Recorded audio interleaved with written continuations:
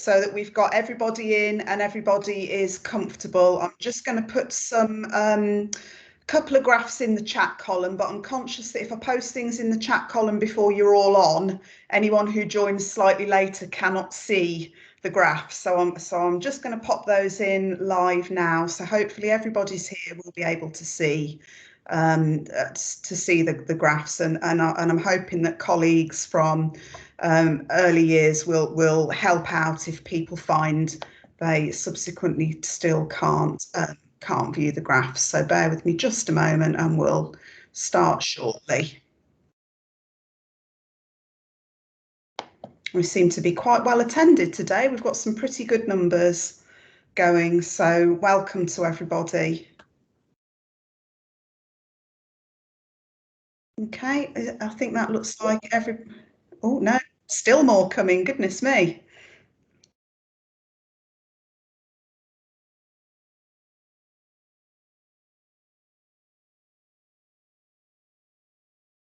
Okay, so I think I've got pretty much everybody in now. So good afternoon, everybody, and welcome to my kitchen for a change. Normally I'm sitting on my sofa in my front room, but my partner today has gone to work from the office. So I've got the luxury of sitting at an actual table today. So welcome.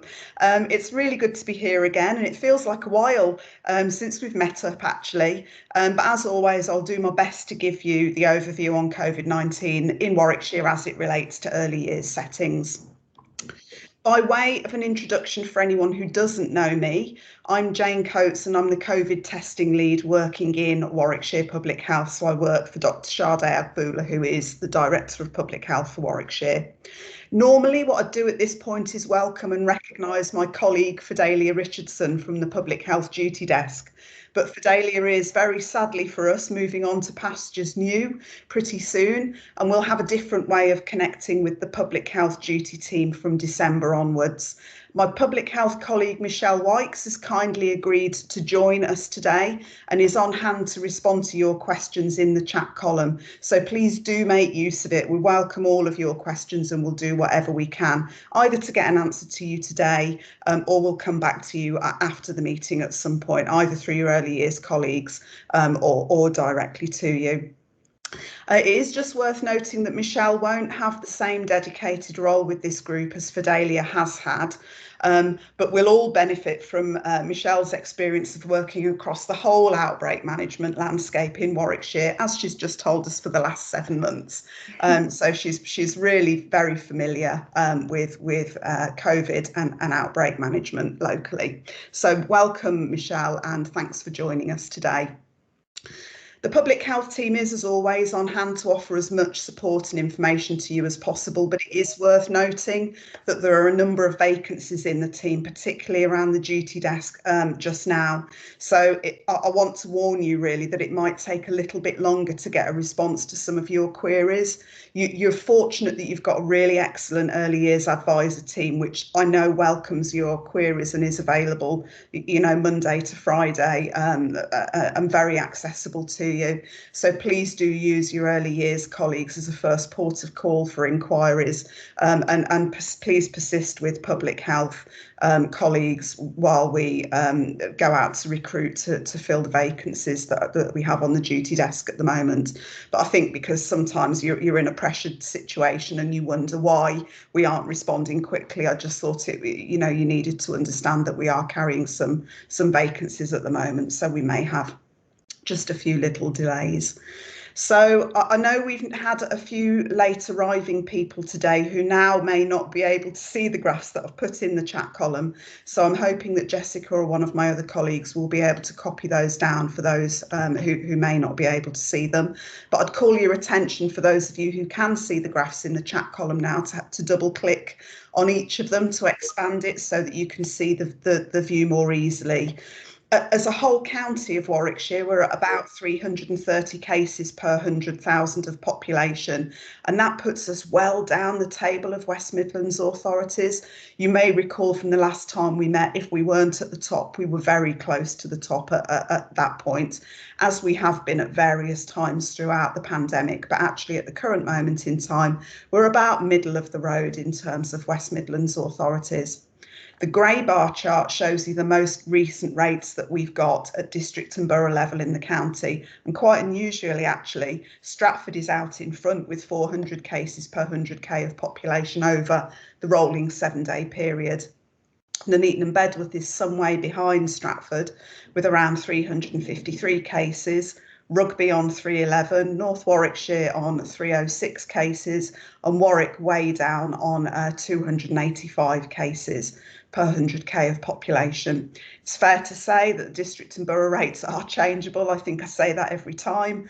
And because we have relatively small population sizes at our district and borough levels, even a medium-sized outbreak in a setting can really disrupt the statistics.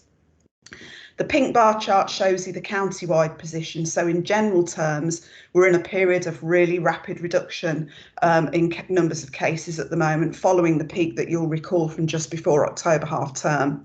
What you can't get from the pictures in the chat column today is how sharp the downturn is, but really it's generally as positive a picture as we might hope for at the moment. School and early years outbreaks are deemed to be behind the Stratford position, with 8 outbreaks occurring across those settings in the fortnight up to the 9th of November. There are many fewer outbreaks being recorded in our other areas, and in fact North Warwickshire and the Nuneaton and Bedworth boroughs have only collectively had 3 in the same period, which is very much a reversal of fortune. Overall, transmission does currently appear to be higher in our more affluent communities, but as always, this sort of thing is very much able to turn on a sixpence with little notice. The trend nationally does point towards an uptick in cases in primary schools, and it is possible that this is an indication of transmission taking place in those parts of the population which are unvaccinated.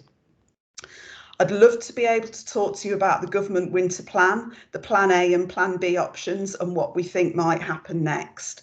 However, we have no new information on what might come next in terms of either exiting from the national pandemic response or what else might be considered and implemented ahead of Christmas.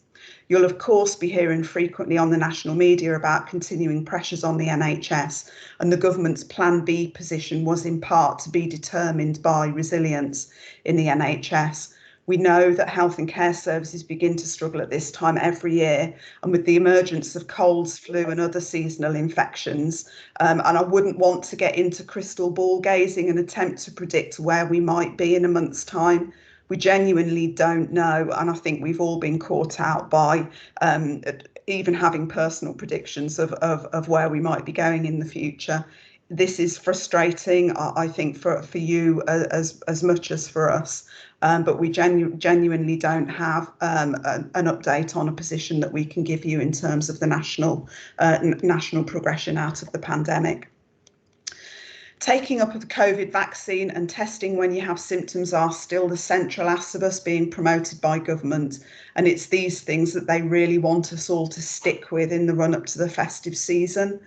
I think our NHS colleagues locally would say that the vaccination booster programme has dropped off of late, and it would appear that there are quite a few people who haven't had their booster but who are actually eligible. People who have gone 6 months since their second jab don't have to wait for an appointment for an appointment or an invitation from their GP.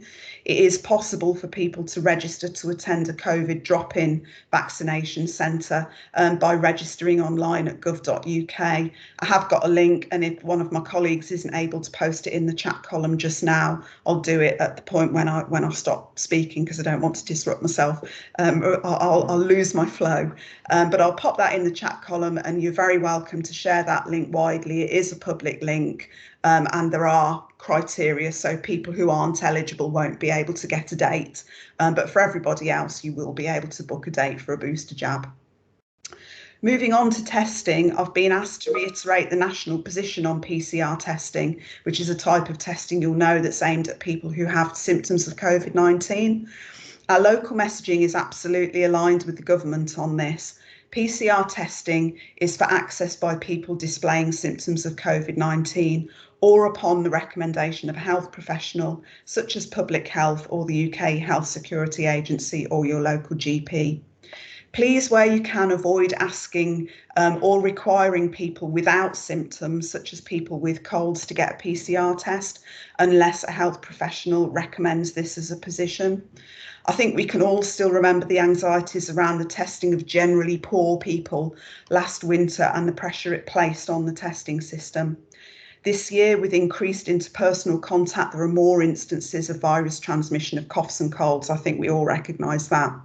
Sometimes the symptoms can appear to overlap with COVID, but as with last year, we're maintaining the same local line. Where children and staff are poorly, they should stay home. And this relates to whatever illness they might have, including coughs, colds, runny noses, etc. Where illness is of the sniffles variety, we would not generally recommend referral for a PCR test as a method of discounting COVID. Please continue, therefore, to signpost people to lateral flow testing for anyone without the classic COVID-19 symptoms, and advise those testing positive at lateral flow to book to attend a PCR test. Lateral flow tests for home continue to be available by post from gov.uk and from many pharmacies. I've heard anecdotally that some pharmacies in Warwickshire have reported running out of test kits. I'm sure this is possible, but we aren't actually aware of any larger supply issues. So my suggestion would be, if your pharmacy is out of kits, calling into another local one is probably likely to prove successful. There are 106 pharmacies in Warwickshire that are handing out home testing kits, so they are pretty well distributed across the whole of the county.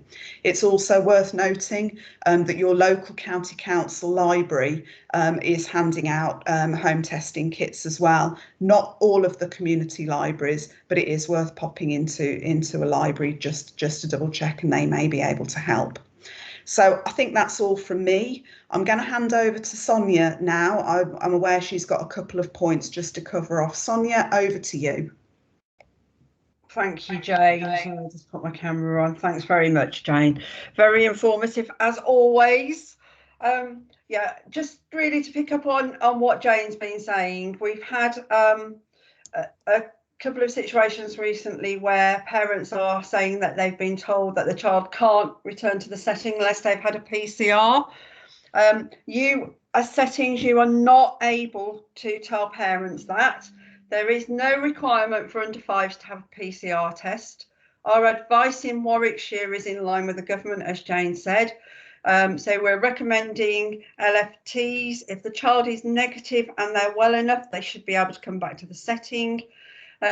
Where parents have had their children tested and the PCR is negative, of course, children can come back. And also just to raise your awareness that there are some cases of hand, foot and mouth going around the local authority. Hand, foot and mouth, the public health guidance says that children can attend the setting. It does spread like wildfire, but apparently it's not a disease that children have to stay off the setting from, although just to be mindful that some children do actually feel quite poorly with it. So again, you know, it comes back to, if children are not well, they shouldn't be in the setting, and it's that common sense approach really that we're asking you to take. Also to flag up that you should have either a contingency plan or an outbreak management plan in place. We sent out the guidance and a template for developing your own outbreak management plan at the end of August, I think it was. It's also available on our web pages. If you've got a copy of last week's briefing, the web pages are in that. If I could remember what it was off the top of my head, I would put it into the chat. But if you bear with me, I will find it and put it into the chat for you. Okay, but as always, if you've got any queries, I always say no question's a silly question. Please just drop us an email at Early Years Advisors and we'll try and respond to it. And just to assure you that we always run things past public health if we're not sure ourselves. So we try not to give you any information that's not correct. Okay, I think that's all from me, Jane. Thank you very much. Sorry, I was just unmuting myself. There's a question in the chat column from Castle Nursery about how many cases would be classed as an outbreak. I'm assuming that relates to COVID. So the outbreak definition hasn't changed since this time last year, actually, and it would still be 2 connected positive PCR cases. And the connection is generally, where you can track that there's been contact between those people. If they are 2 unconnected cases, then that would not be classed as an outbreak. So I hope that's a helpful response. Did you want to add something, Sonia? Yes, I do. And just to say that information is in the outbreak management plan guidance that Nadia put together for us. And I'm just getting the website link for you now. Okay, so again, it's useful for providers to go back and have a look at that guidance. Okay, I believe, Jane, that public health are still monitoring cases in early year settings, so we're still completing the form. And if there is an outbreak, then public health will follow that up with you and contact you to give you that advice and guidance on next steps. That's absolutely correct. I mean, early years has been a really, really high performer in terms of limiting outbreaks and containing COVID. We have made some changes to the school reporting system, particularly because of the very high number of cases that have been in schools to assist head teachers. But there is no change to the process for early years providers. Please continue to submit the information exactly as you have before. Okay, right. So I'm just very quickly reading the column as I'm talking, which is no mean feat, it must be said.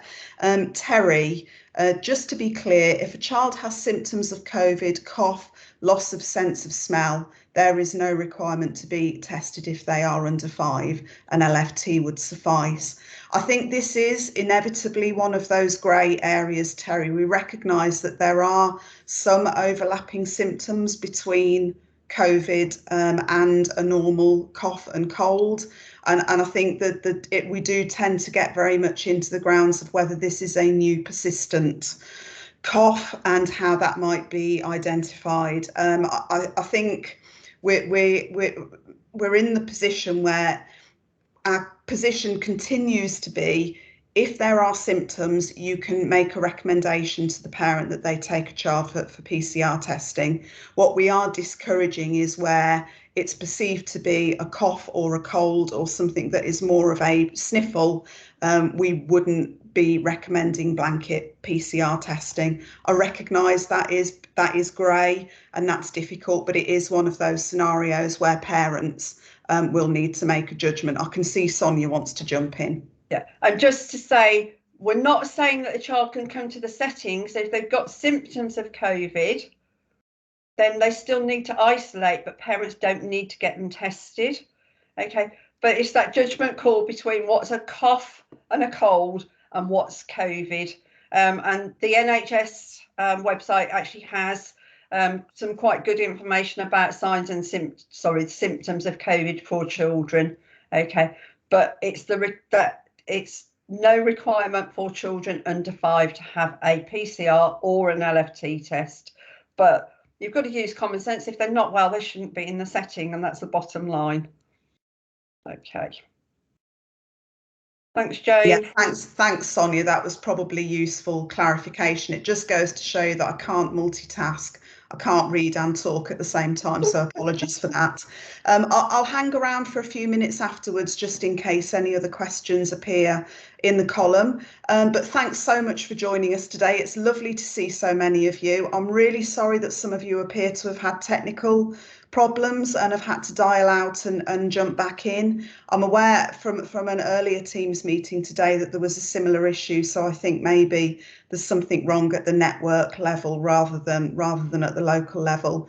You know where we are. We're always pleased to take your comments and questions, so please do stay in touch, and I look forward to seeing you again in a fortnight, everybody. Take care then, and we'll speak to you soon. Bye. Thank you, Jane. Thanks very much, everyone. Thank you.